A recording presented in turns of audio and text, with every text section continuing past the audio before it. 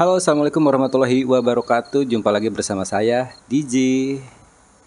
Oke, video kali ini saya akan menjelaskan secara singkat bagaimana cara kerja hukum tarik-menarik. Kenapa ini saya bahas lagi? Karena memang sebetulnya polanya itu sederhana banget, tapi banyak yang masih belum memahami cara kerjanya. Nah, ini sebagai rumus dasar bagaimana mewujudkan apa yang kita inginkan menjadi sebuah kenyataan. Oke? Nah, hukum tarik-menarik ini persis sama dengan yang namanya hukum gravitasi. Gravitasi ya. Teman-teman pasti sudah tahu apa yang namanya hukum gravitasi ya. Hukum gravitasi adalah hukum di mana katakanlah sebuah benda yang kemudian dia terjatuh dari sebuah ketinggian, itu pasti akan disedot oleh bumi.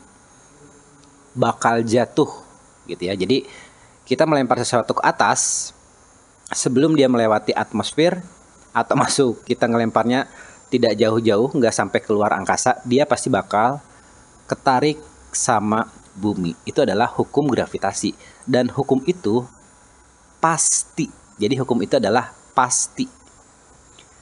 Nah, kenapa saya bahas ini? Biar teman-teman dari sisi pengetahuan pun memastikan bahwa hukum tarik-menarik ini memang ada. Ya. Nah, kenapa dalam buku The Secret namanya saja sudah The Secret ya? Padahal di sana itu membahas tentang hukum tarik-menarik. Sesuatu hal yang belum diketahui secara umum atau sesuatu hal yang belum kita tahu, memang itu akan menjadi sebuah rahasia karena kita tidak tahu. Ketika kita sudah mengetahuinya, maka itu bukan lagi menjadi rahasia karena kita sudah mengetahuinya. Nah, oke. Satu itu ya. Yang berikutnya adalah kita akan masuk ke pola. Pola itu rumus. Nah, ini juga menjadi penting. Kita harus mengetahui sebuah pola dari apapun itu. Pola ini kita bisa menyebutnya rumus atau apa ya? Ya begitulah pokoknya ya. Saya bilangnya pola aja. Nah, pola dari cara kerja hukum tarik-menarik berdasarkan buku The Secret adalah minta, percaya, menerima. Sebetulnya hanya 3 kata itu aja. Jadi polanya itu ya itu tadi, minta, percaya, menerima. Nah, tapi sebelum ke pembahasan minta, percaya, menerima, saya ingin memperlihatkan sebuah pola bagaimana hukum tarik-menarik secara garis besarnya itu bekerja. Nah, ini perhatikan. Di sini saya kasih gambar orang yang sedang berdoa.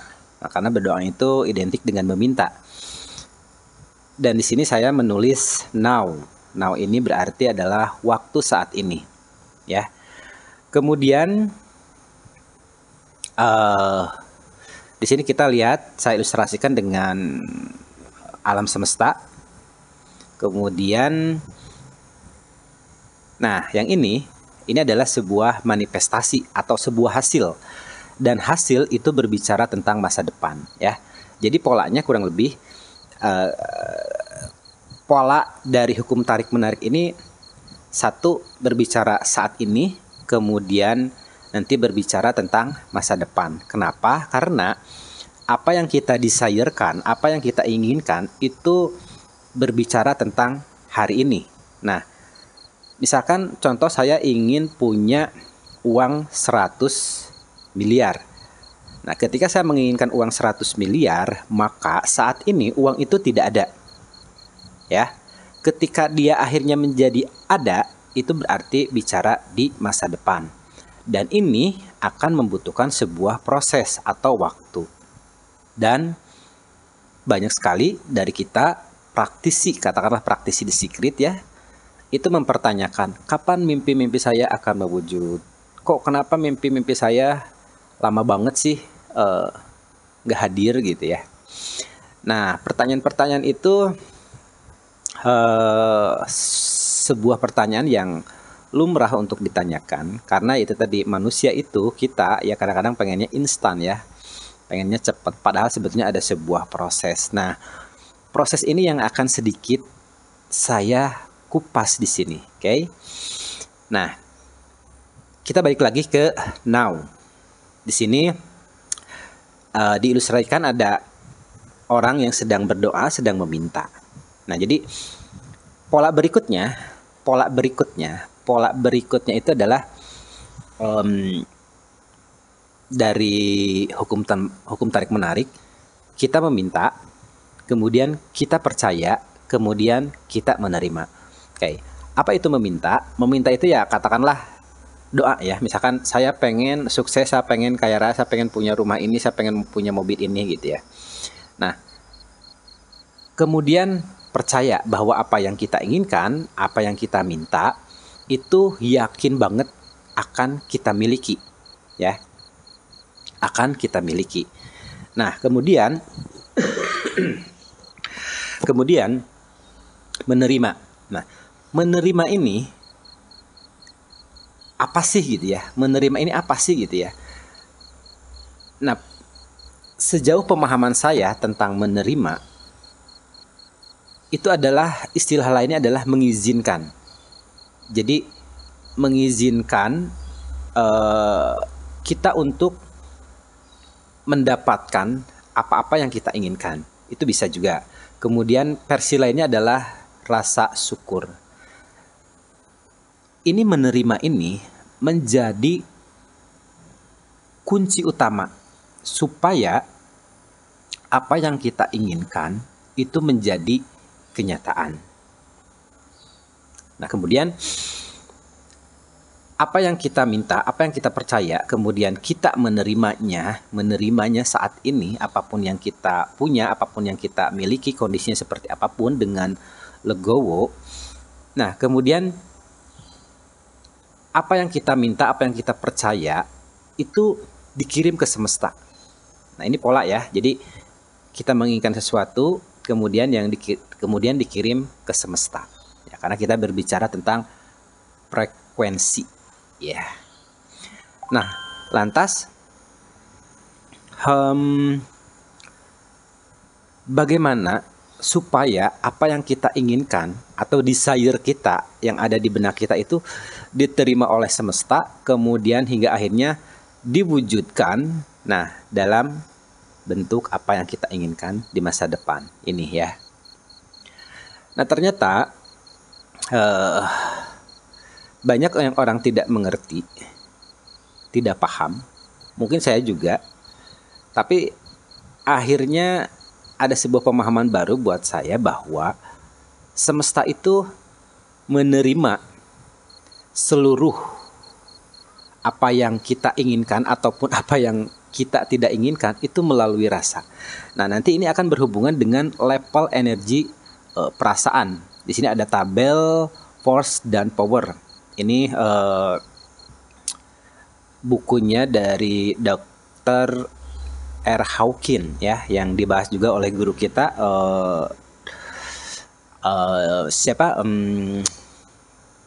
Mas Arif RH ya. Di sana dibahas tuntas tentang force and power.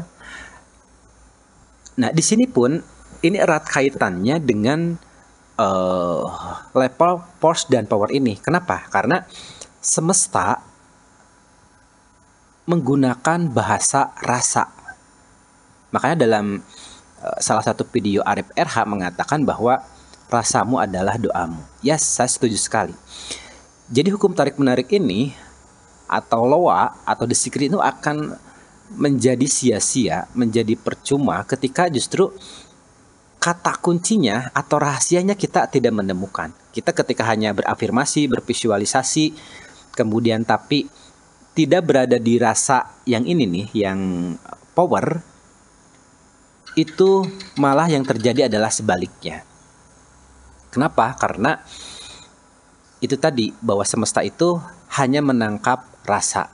Jika seandainya kita sudah afirmasi rajin, visualisasi rajin, apa yang kita inginkan diafirmasikan, kemudian divisualisasikan, tapi dalam keseharian perasaan-perasaan atau emosi kita itu berada di tabel force. Misalkan kayak marah, kemudian merendahkan, benci, kemudian kemelekatan, kayak itu keinginan yang kuat, kemudian rasa khawatir yang berlebihan, kemudian rasa penyesalan, putus asa, kemudian menyalahkan segala sesuatu itu keluar gitu ya.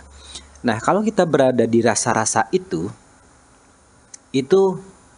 justru yang terjadi adalah permasalahan kehidupan itu akan semakin banyak kita alami. Ya, makanya mulai terjawab sudah kenapa saya istilahnya sudah berafirmasi, sudah visualisasi, tapi tetap aja kok apa yang saya inginkan tidak mewujud, malah masalah saya makin banyak gitu ya. Nah, itu kuncinya ada di rasa. Jadi ketika rasa kita berada di tabel force ini, semesta membacanya bahwa yang saat ini kita ini itu beneran kita seolah-olah meminta didatakan lagi banyak permasalahan hidup. Sebetulnya diri kita secara sadar nggak meminta permasalahan hidup seperti itu. Tetapi karena sinyal kita dari rasa ini yang dikeluarkan tertangkap oleh semesta adalah rasa-rasa seperti yang tadi, istilahnya yang secara rasa itu emosinya negatif, maka justru rasa-rasa itu akan dikembalikan dalam sebuah pengalaman hidup yang kita bisa menyebut sebagai kesialan hidup. Nah, and then kalau kita menggunakan atau bukan menggunakan, lebih dominan berada di emosi yang power ini, nih contoh dari atas ada yang tak terlukiskan, kemudian merasa bahagia luar biasa, kemudian merasa tenang dan hening, kemudian menghormati, memahami, memaafkan, pemaaf gitu ya, optimis. Justru ketika rasa-rasa ini setiap hari yang kita keluarkan dari diri kita kemudian ditangkap oleh semesta itu sebagai rasa yang baik, maka apa yang kita afirmasikan, apa yang kita visualisasikan itu cepat akan mewujud ya. Jadi saya ulangi, kuncinya adalah di rasa atau di emosi kita. Jadi teman-teman,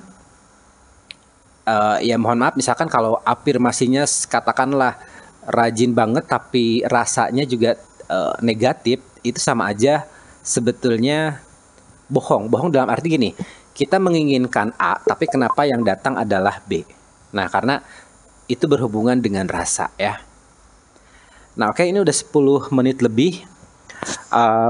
Mudah-mudahan dengan ilustrasi ini bisa dipahami bagaimana pola atau cara kerja hukum tarik-menarik ini. Oke, terima kasih. Saya DJ. Jangan lupa untuk subscribe biar